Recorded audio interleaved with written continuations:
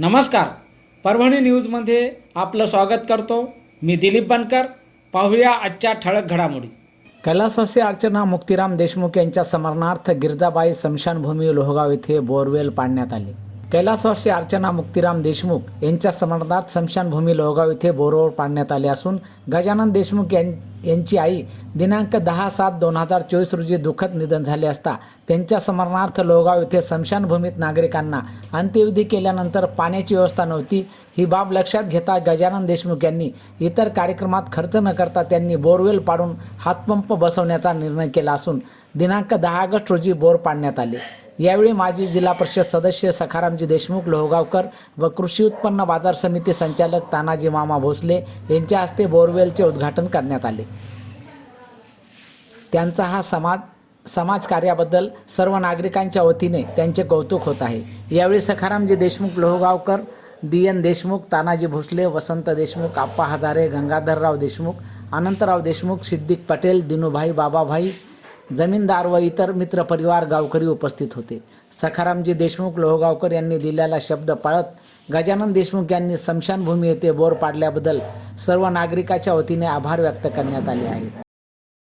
आज लोहगाव ह्या परभणी जिल्ह्यामध्ये ठाकरबुवानं जन्म घेतला आणि या ठाकरबुवाची परंपरा पंढरपूर ते ज्ञानेश्वर महाराजच्या पालखीपर्यंत परंपरा आज देखील चालू असून त्या ठाकरबुवाच्या परंपरेने असा एक निर्णय असा घेतला की आज आपल्या लोहगावमध्ये सर्व समाजाचे लोक राहतात, इतर बी समाजाचे लोक राहतात. मी पहिल्या प्रथम मुसलमान समाजाचं अभिनंदन करतो. त्यांनी अशी एक पद्धती आपल्या गावामध्ये सुरुवात केली की जर कोणी माणूस मयत झाल्याच्या नंतर त्याचा आपल्यामध्ये तेरुई म्हणतो आणि मुस्लिम समाजामध्ये दोम म्हणतात. तर त्याने या 4-5 वर्षापासून अशी एक पद्धत निर्माण केली की दोम करायचा, तेरुई करायची, ते पैसे देवाला लावायचे. आणि परिस्थिती अशी निर्माण झाली की 10-20 वर्षाच्या अगोदर तेरवी 10वा 11वा 12वा 13वा लोक जेवत होते. आज अशी परिस्थिती झाली की तेरवी 10वा 11वा केला तर जेवायला कोणी येईल. स्वयंपाक उरायला त्या मुस्लिम समाजानं त्या मुलाला तू देवाला काय लावतो. आता ही परंपरा अशी चालू राहिली पाहिजे.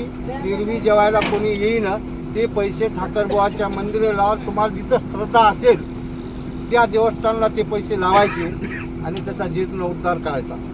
या पद्धतीनं मुक्तीराम देशमुख, गजय देशमुख, दिलीपराव देशमुख, सुधाकरराव देशमुख यांनी असा निर्णय घेतला की आपण त्या गिरजामाईच्या बाजूला हापशीचं प्रयोजन करू. हापशी झाल्या खरंच आहे, जेणेकरून तुम्ही पाहता मौतेला आपण येतो. मौतेला आल्याच्या नंतर त्या माणसाला फाट्यावर न्यावं लागायचे. ते एवढे 2 वेळेस न्यावं लागायचं. एक वेळेस जायचं, आंघोळ केल्याच्या नंतर पुन्हा न्यायचं. ती आता पद्धत बंद झाली. इथं पाणी झालं आणि आनंदाची बाब आहे.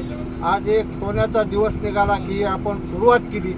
गजानन देशमुख, मुक्तीराम देशमुख त्यांच्या कुटुंबाचं अभिनंदन करून मी माझे 2 शब्द देतो की आज उद्घाटन सुरुवात झाली असं जाहीर करतो. जय हिंद, जय महाराज. आणि याचबरोबर हे बातमीपत्र संपलं.